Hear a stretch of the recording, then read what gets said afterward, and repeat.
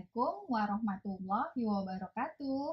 Bertemu kembali di YouTube channel Anhar Gonggong. Eh, saya Nian Anhar dan juga Ayah. Kali ini kami akan berbicara tentang berbagai cerita mengenai Pancasila. Kita tahu bahwa uh, Pancasila sebagai dasar negara tidak lahir begitu saja. Lahir melalui diskusi yang cukup panjang dan mungkin juga cukup serius untuk bisa membuat sebuah dasar negara yang memang benar-benar mencerminkan dan bisa dijadikan sebagai pedoman dalam kehidupan berbangsa dan bernegara. Nah, ternyata dalam lahirnya Pancasila ini ada berbagai macam cerita yang mungkin kita sendiri belum tahu atau sudah pernah tahu tapi masih belum terlalu mengerti bahwa yang benar tuh seperti apa. Nah, di sini pada episode kali ini Ayah akan mengulas lebih banyak dan lebih dalam tentang cerita-cerita Pancasila. Gimana ya? Kan banyak nih ya, mulai dari lahirnya, kemudian idenya sendiri pun, kemudian ditetapkan lahirnya tuh seperti apa dan namanya apa, itu sebetulnya banyak sekali kan. Nah, jadi mungkin Ayah bisa mulai memberitahu awalnya seperti apa dan bagaimana sehingga kemudian Pancasila itu disepakati dengan namanya, dengan silanya yang 5 dan kemudian posisinya sebagai dasar negara Kesatuan Republik Indonesia. Ya, begini, saya mulai dengan, saya tidak tahu apakah para pendengar menonton film tentang Soekarno ketika dia dibuang di NTT. Oke, film bioskop atau film TV? Film TV. Oh, film TV. Oke. Saya kebetulan nonton. Ya. Yang digambarkan di situ adalah bagaimana Soekarno sebagai orang buangan, ya, dibuang oleh Belanda, kemudian diceritakan bagaimana proses lahirnya pemikiran tentang Pancasila nanti dalam prosesnya. Jadi sebelum dia berbicara tanggal 1 Juni, dia dibuang tahun 36 sampai 38 kalau nggak salah. Nah, lalu di situ digambarkan bagaimana keadaannya, bagaimana dia berpikir tentang perjuangan, bagaimana dia menggambarkan tentang Indonesia dan sebagainya. Nah, itu dalam film itu. Jadi film itu mau mengatakan sebenarnya pemikiran tentang Pancasila itu sudah dimulai sejak lama dan salah satu di antara tempat dia merumuskan pemikirannya itu antara lain di ketika dia dibuang di NTT. Iya. Nah, tetapi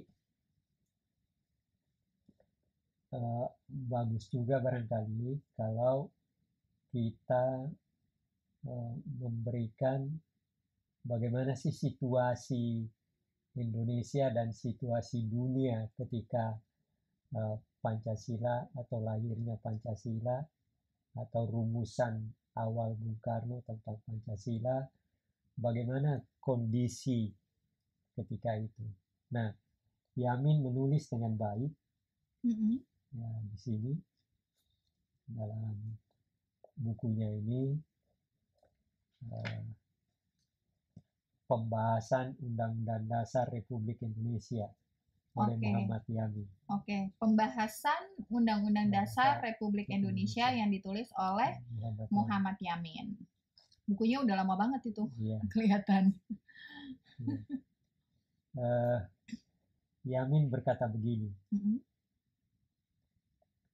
marilah saya gambarkan lebih dahulu suasana nasional dan internasional pada tanggal 1 Juni 1945 ketika ajaran Pancasila lahir. Oke. Yang hadir dalam rapat itu adalah 62 anggota orang Indonesia, adalah 2 orang yang memimpinnya, yaitu yang pertama almarhum Dr. Rajiman Medirudiningrat dengan didampingi oleh R.P. Suroso. Selanjutnya, marilah saya peringatkan bagaimana suasana Perang Dunia pada waktu itu. Front Italia dan Jerman telah jatuh. Pada hari itu, dunia internasional adalah di dalam suasana peperangan tingkatan akhir di Samudra Pasifik. Jadi Jepang sudah mulai nampak kalah. Nah,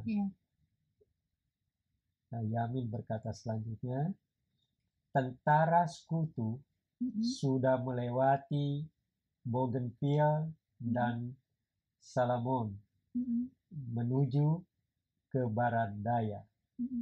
Juga Leyte di pantai timur Kepulauan Filipina, jadi sudah pula mendarat di pantai Pasifik Barat. Sudah pula sampai ke Pulau Luzon. Jadi yang dia mau gambarkan Yamin ini adalah bagaimana suasana akhir dari Perang Dunia Kedua dalam kaitan keterlibatan Jepang dan karena Jepang waktu itu yang sedang menjajah Indonesia ya.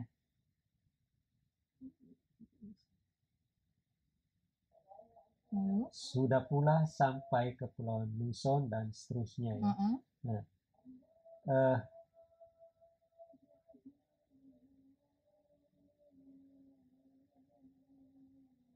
Solomon bom atom jatuh di Hiroshima, maka 62 orang Indonesia bersidanglah di Pejambon di ruangan Kementerian Luar Negeri yang sekarang ini. Rapat itu ialah pertemuan daripada aliran ilhad dan aliran terbuka, dan kedua-duanya aliran terbuka dan tertutup itu bermuara di dalam tangan Bung Karno. Maka diucapkanlah pidato yang pertama daripada ajaran falsafah Pancasila yang nanti segera sesudah proklamasi ditetapkan dengan resmi menjadi dasar negara Republik Indonesia seperti dinyatakan dalam kata pembuka Undang-Undang Dasar. Jadi apa yang mau dikatakan ini mau menunjukkan bagaimana suasana internal Indonesia dan internasional. Nah, ini dalam kaitan selanjutnya.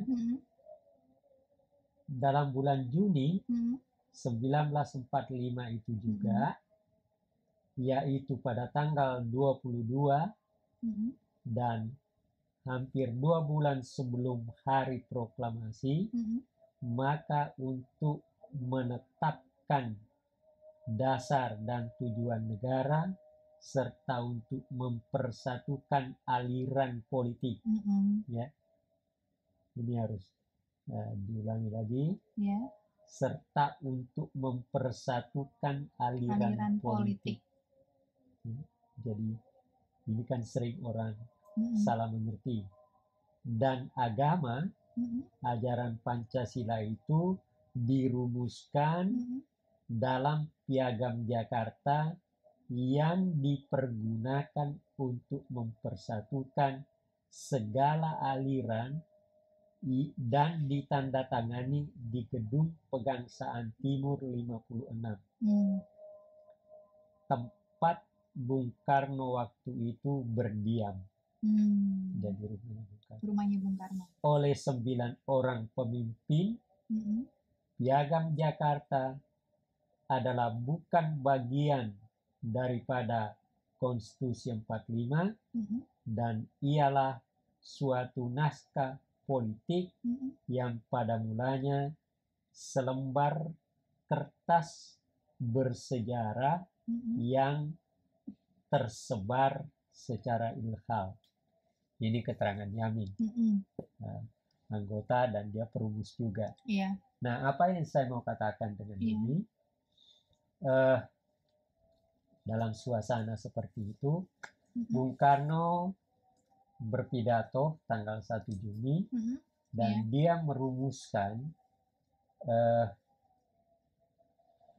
jawaban. Sebenarnya pidato 1 Juni itu adalah rumusan jawaban Bung Karno terhadap pertanyaan yang dikemukakan oleh pimpinan sidang, ketua sidang ketika itu, yaitu Rajiman Mediodiningrat, BPUPK. Apa pertanyaannya? Pertanyaannya ialah, kalau nanti kita merdeka, apa dasar negara yang akan kita gunakan? Nah, dan ini diminta Dr.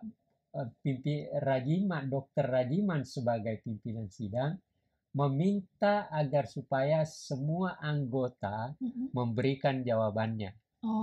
Jadi minta untuk semua anggota. Untuk semua anggota. Nah, apa yang saya mau katakan dengan itu? Jadi ada yang mengatakan, walaupun Hatta mengatakan Yamin tidak bicara, tapi dalam bukunya ada ya tanggal 29 Mei. Katanya ada Yamin, tapi Bung Hatta juga bicara, lalu kemudian yang lain-lain lagi. Tapi yang itu banget kan Yamin dan Soekarno ya, yang sering banget diangkat gitu ya. Iya, karena ada kontroversi yang itu tadi. Bahkan ada guntingan koran di situ, bagaimana ketika Jenderal Brigjen Nugroho mengungkap bahwa bukan Bung Karno yang berbicara pertama kali, maka terjadi perdebatan waktu itu. Ada guntingan koran. Nah, tapi yang saya mau katakan begini. Jadi permintaan dari pimpinan sidang adalah meminta agar supaya para anggota memberikan jawaban terhadap pertanyaan yang diajukannya. Dr. Rajiman. Tentang dasar negara. Apa dasar negara yang kita gunakan jika kelak kita merdeka? Nah, lalu Rajiman mengatakan, saya minta jawaban dari semua anggota. Nah, yang sering disebutkan dan di sini juga disebutkan tuh yang bicara Supomo tanggal 31, tapi kosong tanggal 30. Saya menduga Hatta bicara di situ karena ada keterangan lain keterangan dari Supomo tanggal 31. Dia sebut namanya Hatta. Tapi kenapa nggak pernah terungkap? Nah, lalu pokoknya Yamin, kemungkinan Hatta dan beberapa orang lainnya, kemudian Supomo, terus baru Bung Karno. Bung Karno tanggal 1 Juni. Apa yang saya mau katakan di sini? Begini, orang sering keliru, seakan-akan yang membicarakan tentang dasar negara itu hanya Bung Karno. Kan tidak, kan semua orang bicara pada antara tanggal 29 Mei sampai 1 Juni, semua sebenarnya berbicara tentang dasar negara. Karena diminta oleh Ketua BPUPK. Gitu. Tetapi apa yang membedakan Bung Karno dengan yang lain? Nah, hebatnya di situ. Ada 4 hal yang membedakan Bung Karno dengan yang lain. Hal pertama adalah sebelum memberikan idenya, maka yang pertama dia katakan, apa yang dia maksud dengan kemerdekaan. Oke, jadi dia memberikan Definisi tentang menurutnya tentang berkaitan dengan kemerdekaan. Nah, ini yang tidak diberikan orang lain. Oke. Pembicara lain tidak Iya. memberikan. Apa yang dia katakan? Yang saya maksudkan dengan kemerdekaan ialah kemerdekaan politik. Oke. Gitu. Jadi kemerdekaannya kemerdekaan politik ya. Ya. Lalu yang kedua yang membedakannya dengan orang lain, bicara lain, dia melakukan kritik terhadap pembicara terdahulu. Oke, berarti paling tidak terhadap Supomo dan Yamin. Iya, pokoknya pembicara terdahulu semua ya. Semua. Oke. Nah, saya bisa berikan keterangan itu seperti ini. Ada keterangannya seperti ini. Maaf, beribu maaf, banyak anggota telah berpidato dan dalam pidato mereka itu diutarakan hal-hal yang sebenarnya bukan permintaan Paduka Tuan Ketua yang mulia, yaitu bukan dasarnya Indonesia merdeka. Ini kan kritik. Iya. Ya.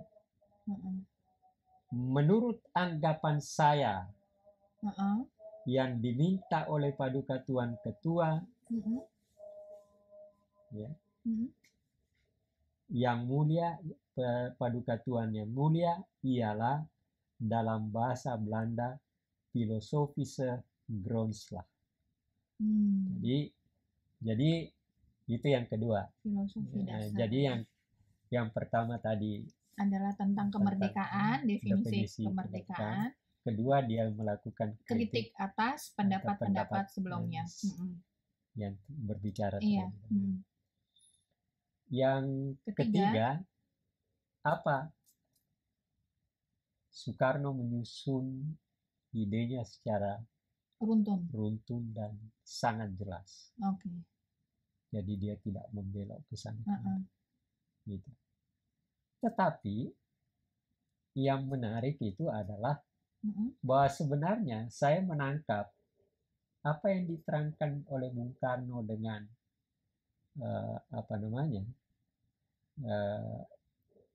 keterangannya tentang yang beruntun itu. Sebenarnya saya udah baca dalam di bawah bendera revolusi. Oh, berarti sudah ada. Jadi misalnya sosiodemokrasi, sosionasionalisme itu sudah ditulis tahun 32. Dan juga di sini disebutkan. Oke. Iya.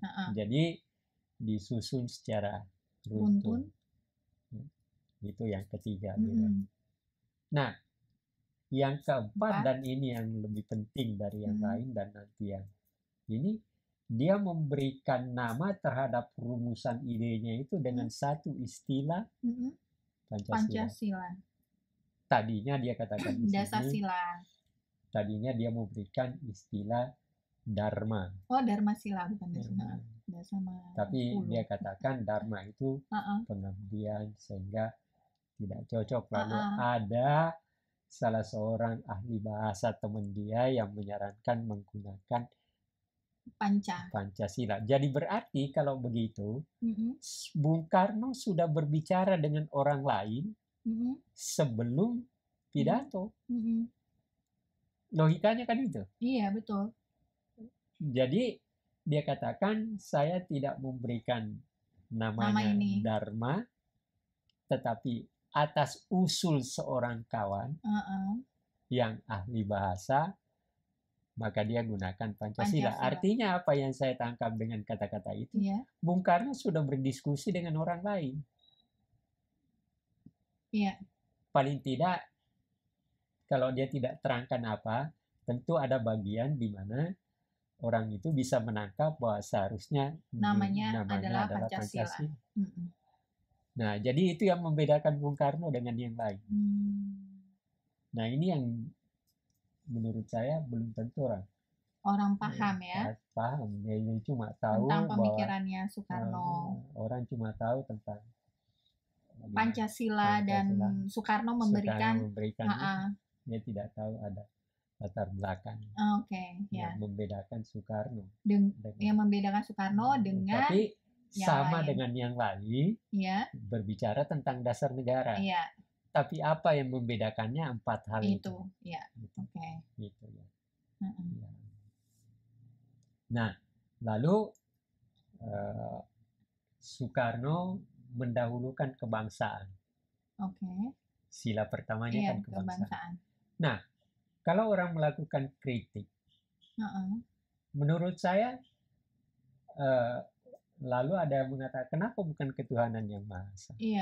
Ya, dalam pikiran Soekarno ketika itu adalah bangsa ini adalah bangsa yang harus dibangun sedemikian rupa karena kemajemukannya, karena segala macam. Maka sila pertamanya adalah kebangsaan. Gitu. Untuk merekat. Gitu. Jadi salah pikiran kita kalau dikatakan bahwa seakan-akan Soekarno dengan menempatkan ketuhanan yang Maha Esa di bawah, seakan-akan dia nggak agamis atau salah. Kondisi sebagai pada saat itu sebagai orang jajahan yang mau bersatu dan mau merdeka, ya dia menciptakan satu istilah untuk sebuah dasar negara di mana ini akan menjadi perekat keutuhan bangsa yang mau merdeka itu. Iya, betul. Nah, itu. Ya. Jadi ini bukan saya membela Bung Karno, saya cuma menangkap suasana. Iya, paham. Ketika itu. Ya memang iya, harusnya kita juga memahami konteksnya pada saat itu, bukan saat sekarang terus langsung langsung memberikan judgement tertentu yang seperti jadi itu. Lalu kemudian dia susun sedemikian rupa, itu semua berdasarkan atas memang dia melakukan penggalian tentu saja seperti ini. Tapi harus diingat, dia adalah seorang intelektual. Dia seorang intelektual dalam arti kata dia membaca buku sekian ribu. Jadi berdasarkan atas pembacaannya, pengetahuan teoritisnya, segala macam, maka dia dengan hasil penggaliannya itu dia rumuskan sedemikian rupa. Gitu. Nah, ini juga harus diketahui oleh orang kalau kita, maka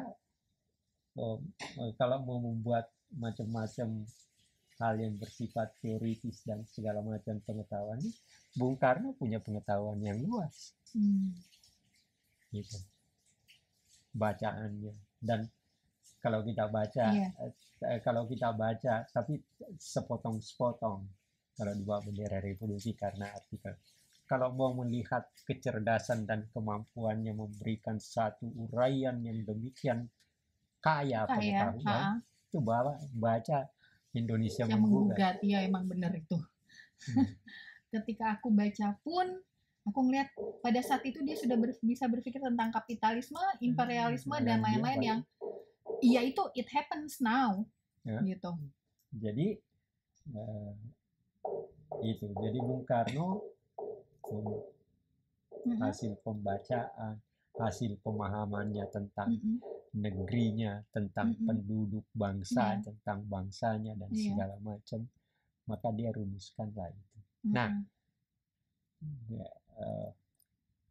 diberikan jadi pertama kebangsaan, artinya wajar dalam konteks waktu itu, gitu kan? Jadi kebangsaan, lalu kemudian yang kedua internasionalisme atau perikemanusiaan. Jadi dia melihat posisi Indonesia juga dalam konteks internasionalisme dan perikemanusiaan. Jadi di situ terlihat juga. Nah, itu yang saya maksud. Ini kan hasil pembacaan. Iya kan? Internasionalisme dari mana dia tahu? Dari mana dia tahu kalau tidak karena pembacaan? Iya kan? Jadi lalu kemudian yang ketiga mufakat atau demokrasi, dan kemudian yang keempat kesejahteraan sosial. Nah, ini menarik. Kenapa saya katakan menarik? Ini juga sebenarnya dua ini, hal dua ini, yang ketiga dan keempat, poin ini ketiga empat sebenarnya kalau kita baca di Bangunan Revolusi, ada. Memang Bung Karno itu sudah menolak demokrasi liberal. Oke, demokrasi barat. Ya, demokrasi barat. Ya, di sini kan mufakat. Iya, mufakat. Lalu yang menarik itu apa yang dia katakan? Sudah dikatakan tahun 32, diulang 1 Juni. Apa yang dia katakan? Kalau kita mau berdemokrasi, jangan memilih demokrasi barat, demokrasi liberal. Karena apa? Maka diambil kesejahteraan sosial sebagai sila keempat. Dikaitkan dengan demokrasi dalam arti kata bahwa demokrasi yang kita akan bangun bukan hanya sekedar demokrasi politik seperti demokrasi barat, tetapi sekaligus demokrasi ekonomi. Kesejahteraannya di situ. Jadi dalam pikiran Bung Karno, sebenarnya tidak ada gunanya berdemokrasi tanpa memberikan kesejahteraan kepada rakyat.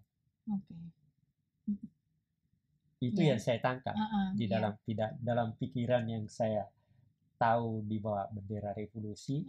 Semua artikelnya saya baca. Pengetahuan saya berdasarkan Indonesia menggugatnya demikian luas. Dan sehingga dan memang dikatakan juga di sini di mana ada juga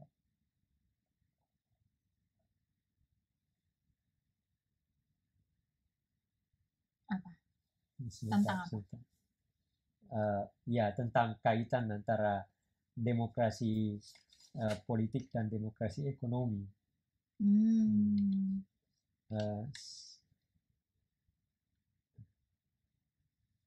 Nah, ini kata-kata Bung Karno. Saudara-saudara, saya usulkan. Ini tanggal 1 Juni loh. Kalau kita mencari demokrasi, hendaknya bukan demokrasi barat,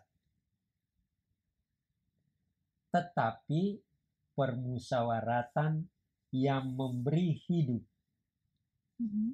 yakni politike ekonomische demokrasi. Nah, itu yang dimaksudkan dengan kesejahteraan, istilah kesejahteraan sosial. Jadi kalau kita membaca ini, sebenarnya kita bisa menangkap bagaimana runtuhnya pikiran Bung Karno. Sedemikian rupa sebagai seorang intelektual. Gitu. Dan hal yang sudah dipikirkan demikian lama berdasar atas pemahaman tentang kondisi rakyat yang dia ketahui di mana dia berjuang dan bergumul, tetapi dia juga mempunyai pembacaan pengetahuan internasional yang sangat luas. Gitu. Maka lahirlah ini. Lalu, nah ini yang sering disalah mengertikan orang. Yang mana? Ini prinsip ketuhanan.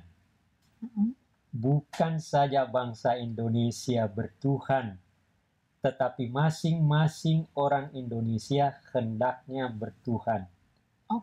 Tuhannya sendiri. Yang Kristen menyembah Tuhan menurut petunjuk Isa Al-Masih, yang belum bertuhan menurut petunjuk Nabi Muhammad SAW. Orang Buddha menjalankan ibadatnya menurut kitab-kitab yang ada padanya.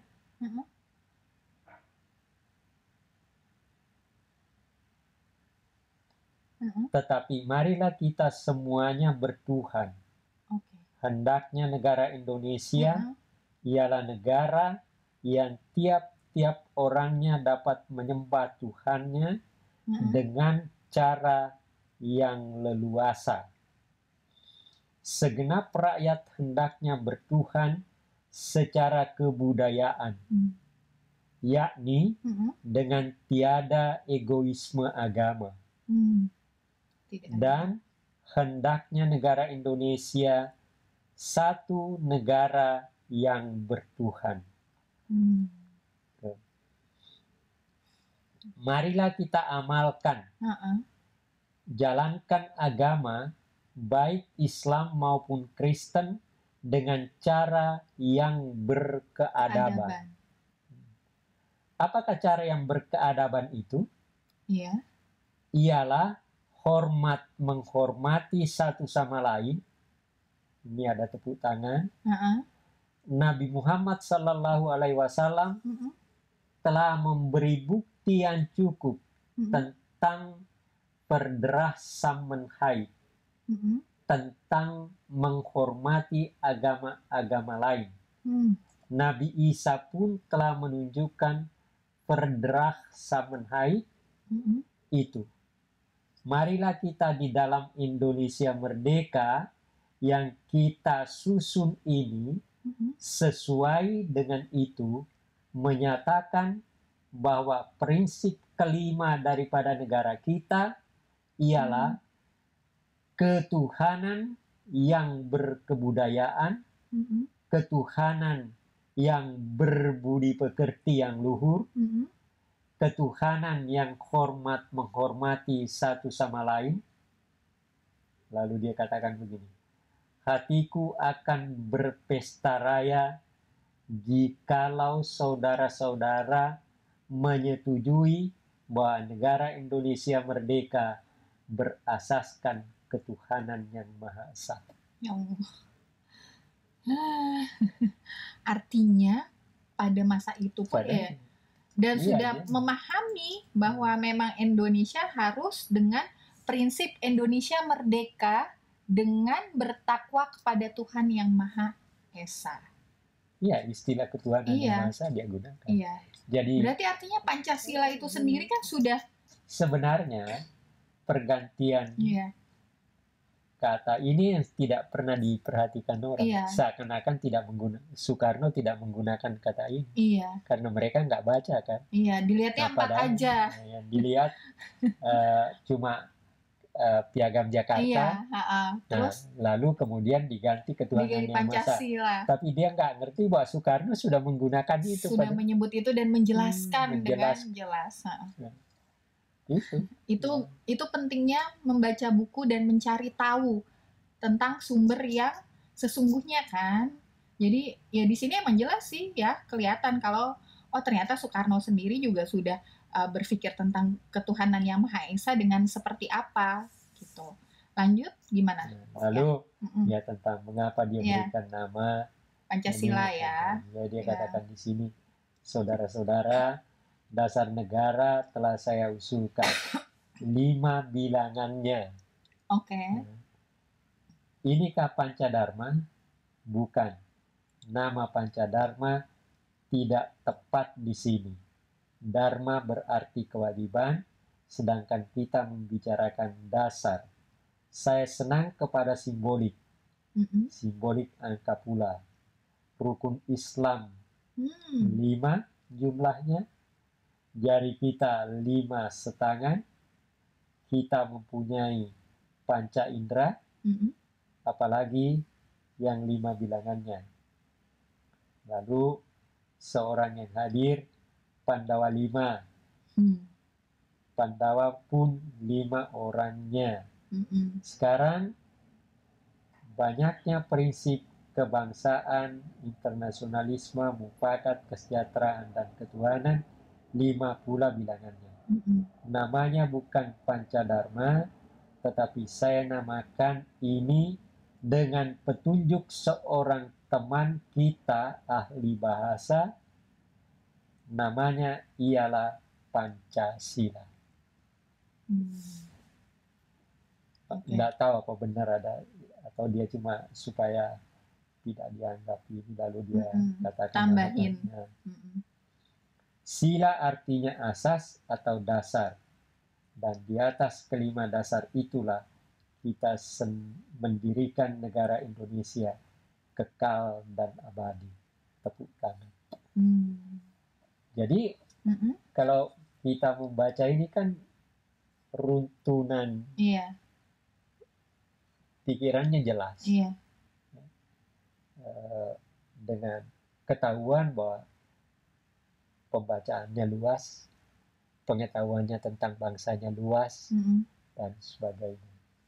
Jadi inilah yang diusulkan oleh Bung Karno. Maka kemudian dalam prosesnya kemudian lalu terjadi, di sini juga diterangkan, terjadi perbedaan-perbedaan ketika beliau sudah bicara, maka ada perbedaan di antara mereka. Terjadi mungkin tentang perbedaan tentang apa yang dikemukakan oleh Bung Karno. Maka kemudian dibentuklah panitia 9.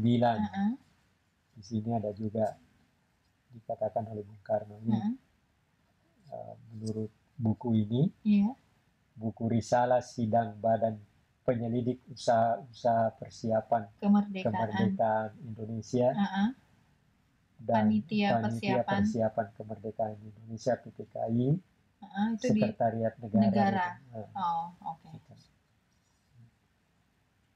Nama saya ada ikut menyusun. Nah, dikatakan begini. Ini keterangan Bung Karno.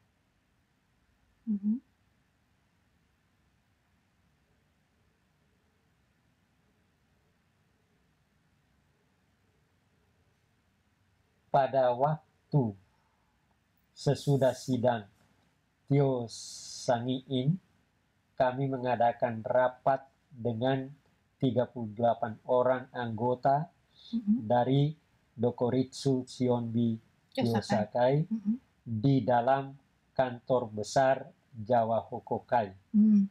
Pada waktu itu 38 orang membentuk lagi satu panitia kecil yang terdiri dari anggota-anggota yang terhormat, disebutkan 9 orang itu. Hatta, Muhammad Yamin, Subarjo, Maramis, Soekarno, Kiai Abdul Kahar Musakir, Wahid Hasim, Abi Kusno Cokrosuyoso, dan Haji Agus Salim. Ini keterangan Soekarno. Panitia 9 inilah sesudah mengadakan pembicaraan yang masak dan sempurna, telah mencapai hasil baik untuk mendapatkan satu modus, satu persetujuan antara pihak Islam dan pihak kebangsaan.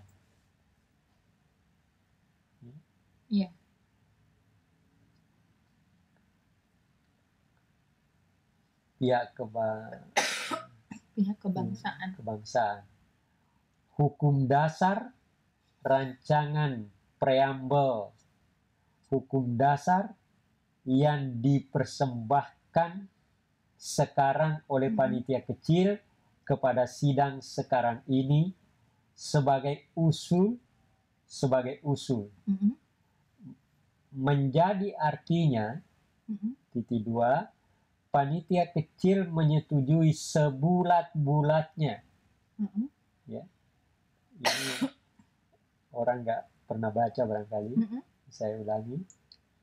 Menjadi artinya titik 2, panitia kecil menyetujui sebulat-bulatnya rancangan preambel yang disusun oleh anggota-anggota yang terhormat Muhammad Hatta, Muhammad Yamin, Subarjo, Maramis, Musakir, Wahid Hasim, Soekarno, Abi Kusno Cokrosuyoso, dan Haji Agus Salim itu. Nah, sekarang dia bacakan. Dia bacakan rumusannya. Piagam Jakarta, saya kira saya tidak perlu baca ulang. Udah pernah dibahas juga sedikit. Ya yang jelas Piagam Jakarta ada ketuhanan dengan kewajiban menjalankan syariat Islam bagi pemeluk-pemeluknya. 7 kata. Sebentar. Setelah dia baca gitu, lalu dia katakan begini. Sekianlah tuan-tuan yang terhormat, Paduka Tuan Kaitio yang termulia, rancangan preambel yang diusulkan oleh panitia kecil penyelidik usul-usul. Di dalam preambel itu ternyatalah seperti saya katakan tempo hari, segenap pokok-pokok pikiran yang mengisi dada sebagian besar daripada anggota Dokoritsu Shiombi Tio Sakai. Masuk di dalamnya ketuhanan dan terutama sekali kewajiban umat Islam untuk menjalankan syariat Islam, masuk di dalamnya kebulatan nasionalisme Indonesia, persatuan bangsa Indonesia, masuk di dalamnya kemanusiaan atau Indonesia merdeka di dalam susunan pre-kemanusiaan dunia, masuk di dalamnya perwakilan permufakatan kedaulatan rakyat, masuk di dalamnya keadilan sosial, sosiale rechtvaardigheid, masuk di dalamnya. Maka oleh karena itu, panitia kecil penyelidik usul-usul berkeyakinan bahwa inilah preambel yang bisa menghubungkan, mempersatukan segenap aliran, saya ulangi ya, panitia kecil penyelidik usul-usul berkeyakinan bahwa inilah preambel yang bisa menghubungkan, mempersatukan segenap aliran yang ada di kalangan anggota-anggota Dokoritsu Shiombi Tio Sakai. Jadi kan ini Piagam Jakarta oleh Bung Karno sendiri dikatakan sebagai hasil bersama. Jadi ya, tetapi persoalannya kan bukan terletak di situ. Persoalannya adalah bahwa setelah ini rencananya menjadi pemula, lalu kita merdeka kan? Merdeka 17 Agustus 1945. Rencananya setelah kita merdeka 17 Agustus, maka rencananya besok paginya akan ada rapat PPKI. Untuk membahas dasar negara, tentang pendirian negara. Ya. Nah, lalu kemudian sore hari ada dalam bukunya Hatta itu. Maka dia mendapat telepon, Bung Hatta sebagai wakil ketua PPKI mendapat telepon dari salah seorang orang Jepang, orangnya Maeda, minta apakah bersedia menerima utusan dari Indonesia Timur karena akan menyampaikan satu hal yang sangat penting. Bung Hatta mengatakan boleh, saya terima. Nah, dalam buku Bung Hatta ternyata yang datang itu adalah wakil-wakil agama Kristen Protestan dan agama Kristen Katolik dari Indonesia Timur. Lalu apa yang dia sampaikan di dalam bukunya Bung Hatta itu ada subjudul pembukaan Undang-Undang Dasar digugat. Ada kok. Sebetulnya bukunya ada 2 atau 3 di sini yang Bung Hatta menjawab itu kan? Bukan. Yang kecil itu. Buku Bung Hatta yang berjudul Memoir. Memoir, Tebal bukunya.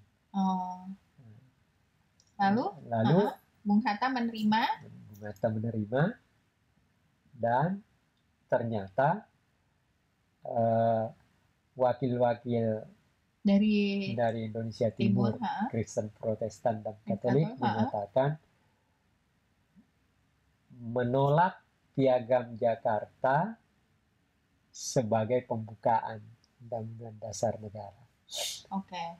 Kalau Piagam Jakarta menjadi pembukaan Undang-Undang Dasar, maka orang-orang ini akan keluar dari Indonesia. Memisahkan diri.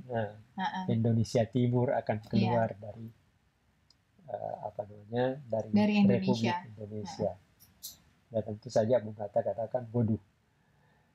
Bagaimana saya berjuang keluar masuk penjara 25 tahun, tiba-tiba akan hancur, dan sebagainya. Ya terjadi juga perdebatan sebenarnya. Dia katakan, ya ini hasil bersama, bukan hanya. Tapi orang Indonesia Timur ini tetap mengatakan bahwa dengan 7 kata itu maka ada makna diskriminatif juga. Betul. Maka kemudian Bung Hatta mengatakan begini, oke, besok pagi sebelum sidang PPKI diadakan, maka saya akan mengadakan sidang pendahuluan. Istilah yang digunakan itu sidang pendahuluan dengan tokoh-tokoh Islam, dengan pemimpin-pemimpin Islam.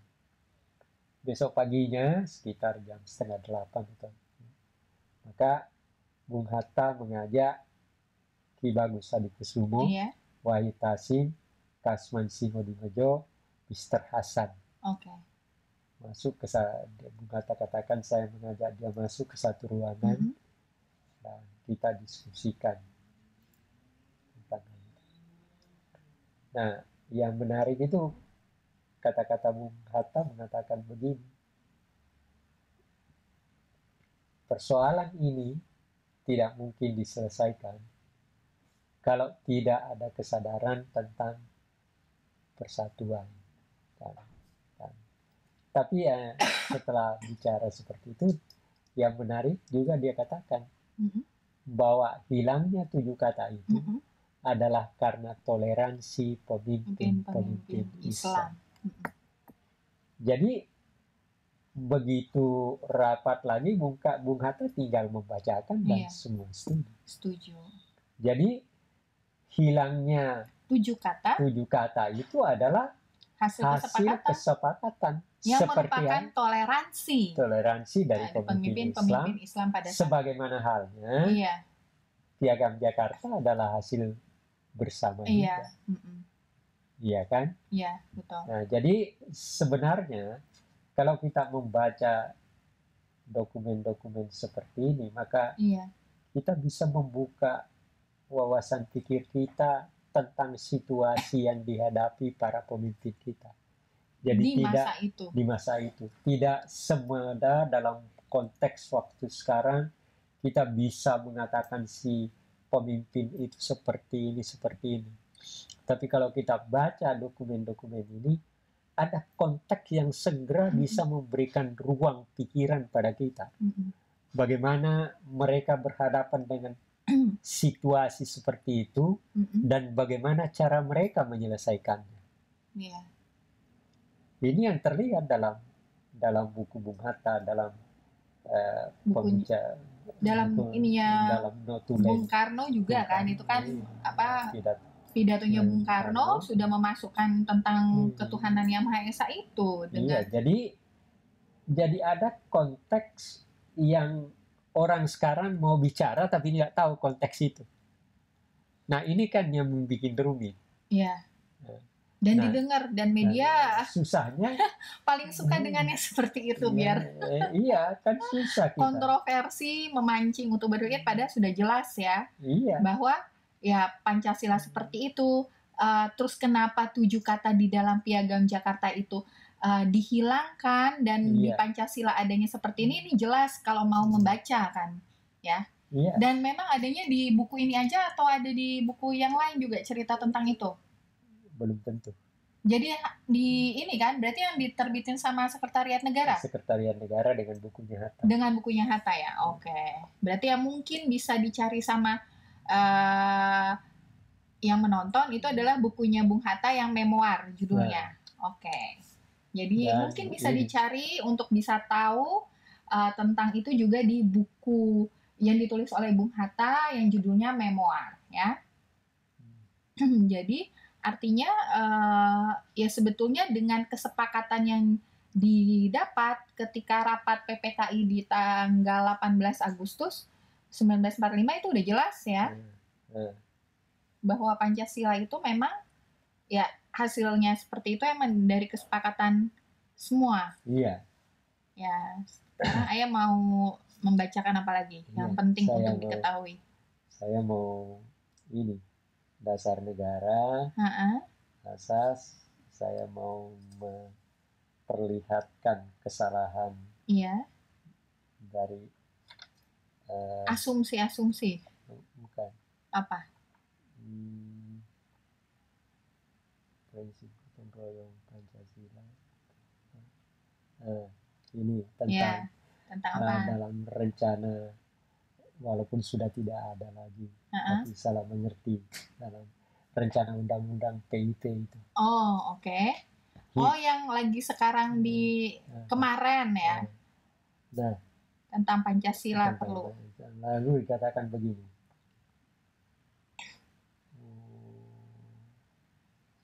Pancasila menjadi Trisila, Trisila menjadi Ekasila, tetapi terserah kepada tuan-tuan mana yang tuan-tuan pilih.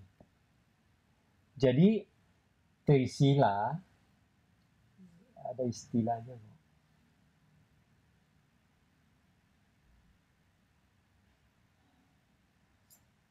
Sebentar, saya carikan supaya tidak salah mengerti. Jadi istilahnya, kalau dia katakan begini, kalau tuan-tuan sekiranya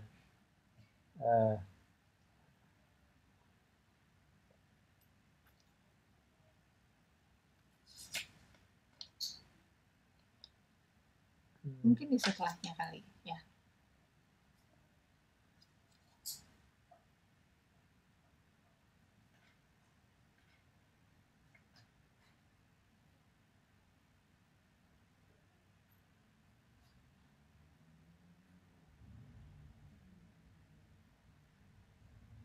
Coba Ayah sambil ngerangin, mungkin aku bisa jadi cari. Sini, aku cari.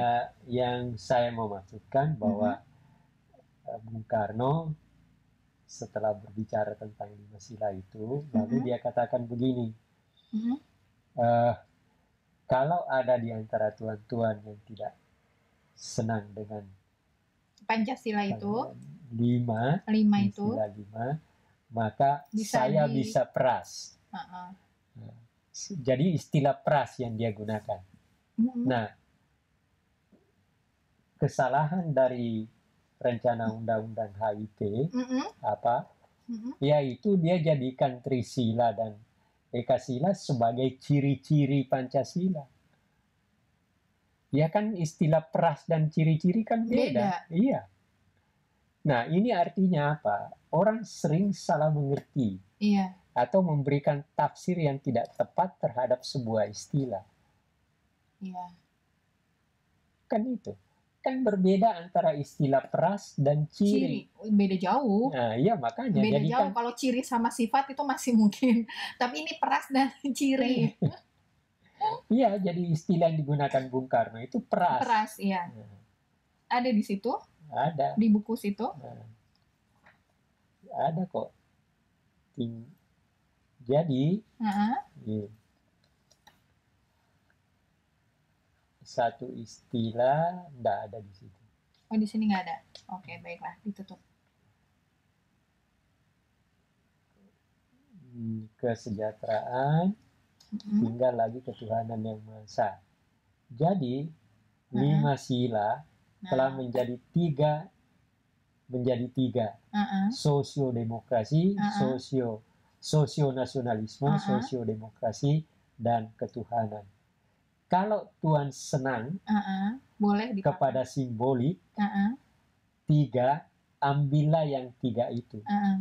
Tetapi barangkali tidak semua Tuhan senang kepada Trisila dan minta satu dasar, beri, baiklah saya jadikan satu, saya kumpulkan lagi menjadi satu. Apakah itu? Sebagai tadi setelah saya katakan, kita mendirikan negara Indonesia yang kita semua harus mendukung, semua buat semua dan seterusnya, maka dia gunakan kata gotong royong. Jadi Eka Sila gotong royong, 5 sila diperas, jadi 3. Jadi 3. 3 kalau misalkan masih itu bisa jadi 1.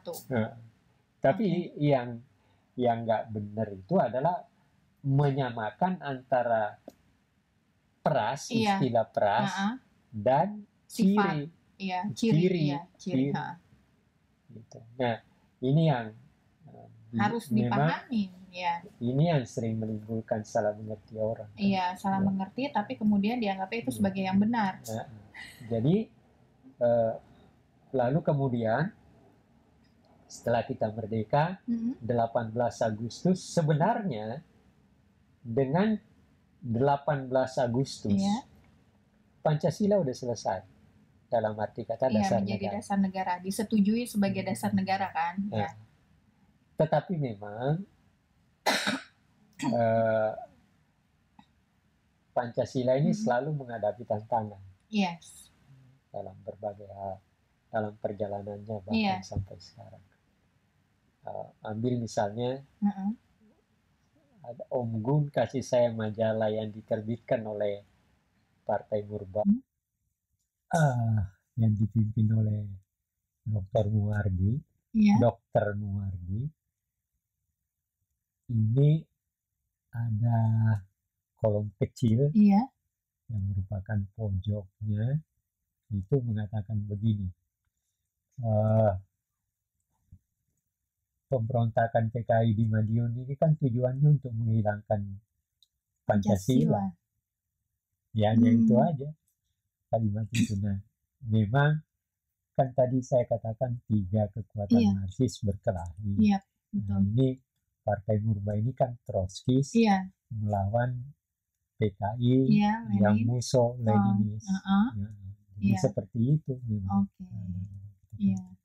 Jadi kalau kita melihat itu, ya saya sendiri kaget kok tentang Pancasila udah dibicarakan pada tahun itu. Iya, betul. Tapi kan buku kecilnya lahirnya Pancasila udah terbit tahun 47. Jadi menurut saya wajar aja kan.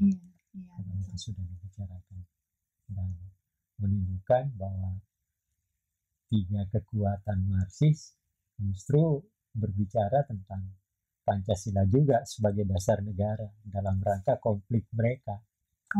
Itu menarik untuk dibicarakan juga ya. Kayaknya sih memang masih ada lagi cerita ya. Tentu nanti ini kan masih harus dilanjutkan nanti. Ketika itu kan setelah pemberontakan Madiun, PKI kan dimatikan.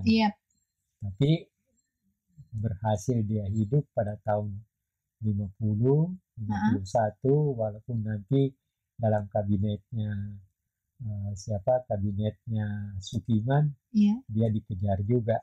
Artinya karena Sukiman dianggap lebih dekat pada Amerika, kemudian dia juga melakukan semacam tanda kutip pembersihan pada orang-orang PKI. Nah, itu selanjutnya dan nanti akan sampai kepada pemilihan umum. Ada dalam pemilihan umum PKI justru tampil sebagai salah satu partai yang mendapat suara cukup besar dalam arti kata keempat. PNI, PNI, Masyumi, NU dan PKI. Seperti itu. Nah, mau dilanjutkan nanti setelah pemilu. Oh, di situ nanti ada cerita lagi tentang Pancasila. Tentang Pancasila dalam Badan Konstituante. Oh, dalam Badan Konstituante, dan mungkin juga yang nanti ke dekret itu ya? Iya, berlanjut nanti. Oke, kalau gitu pemirsa, untuk episode kali ini kita sudah mendengar cerita-cerita tentang terutama sih bagaimana lahirnya Pancasila dengan melalui pertanyaan Dr. Rajiman, apa dasar negara, dan selanjutnya tadi kita sudah mendengarkan penjelasan Ayah, dan banyak sekali ternyata cerita-cerita yang sebetulnya kalau kita mau cari tahu itu ada ya, sehingga polemik yang berkelanjutan tentang Pancasila harusnya sih sudah selesai gitu ya. Jadi untuk para pemirsa, mudah-mudahan bisa mendapatkan informasi dan pengetahuan tentang Pancasila, dan kini sudah lebih memahami dan tahu jadi kedudukan Pancasila seperti apa, lahirnya bagaimana, dan sebetulnya makna dari Pancasila itu apa. Itu tadi juga sudah diceritakan oleh Ayah, dan tapi masih ada cerita yang lain ya, yang mungkin memang tidak cukup dalam satu episode. Bahkan sampai sekarang. Dan nanti akan kita diskusikan untuk episode-episode selanjutnya. Oleh karena itu, jika memang dirasa video ini bermanfaat, boleh di-like, subscribe, dan share untuk banyak yang bisa lebih mengetahui tentang video YouTube channel ini. Oke? Terima kasih. Sampai bertemu kembali. Dah.